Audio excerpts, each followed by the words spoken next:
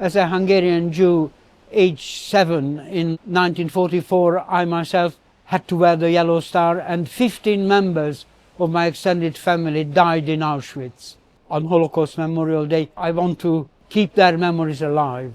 At the same time, it is also a commemoration and expression of solidarity with the one ongoing genocide, which is really a repeat of the Holocaust in Gaza. And we want to make clear that those who had experienced the Holocaust will not want to repeat it against anybody.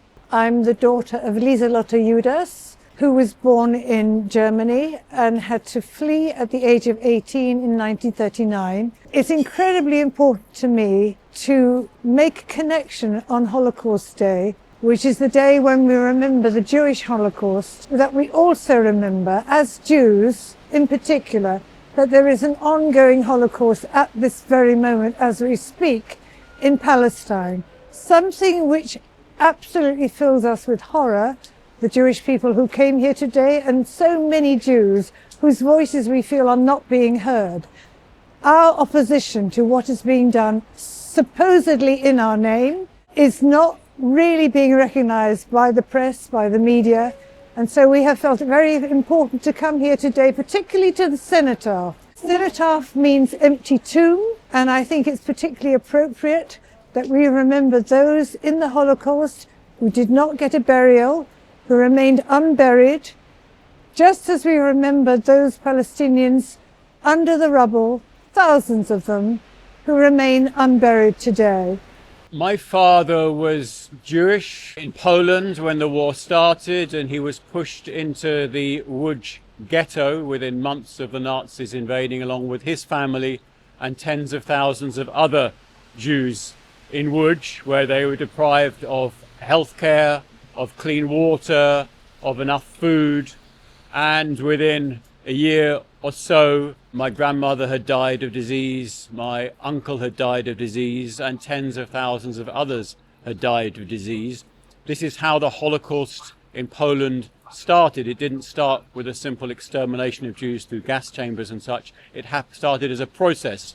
And what we're seeing in Gaza at the moment is the beginning of that kind of process, the extermination of the people of Palestine. As far as we can tell, they've murdered something like 100,000 people. How many more will die, we don't know. But until our British government stops arming Israel and supporting this genocide, who knows? It really is beyond anything. And I think it's so important on Holocaust Memorial Day that we commemorate the suffering of all genocides and don't create a hierarchy where only some genocides matter and others don't, which unfortunately is what our government are doing.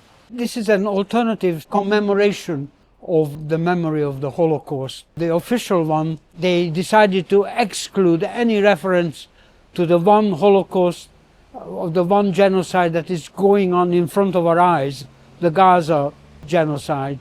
There was a laying of a wreath to the victims of the Nazi Holocaust against the Jews, and also a wreath for those in Gaza who've died over the past year. In other words, we were commemorating two genocides. Also, there was a 3 minutes silence for all the victims of genocide, which I think is the only appropriate way we should commemorate Holocaust Memorial Day.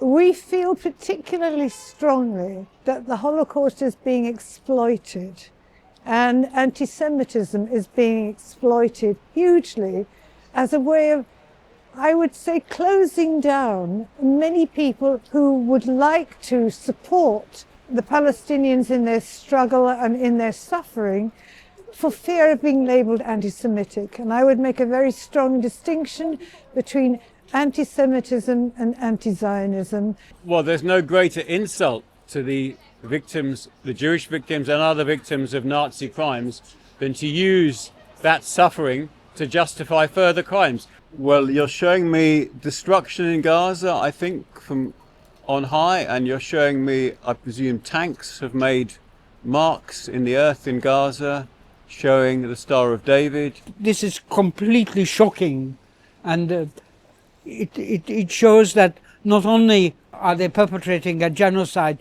they're actually celebrating it, and it is sadistic.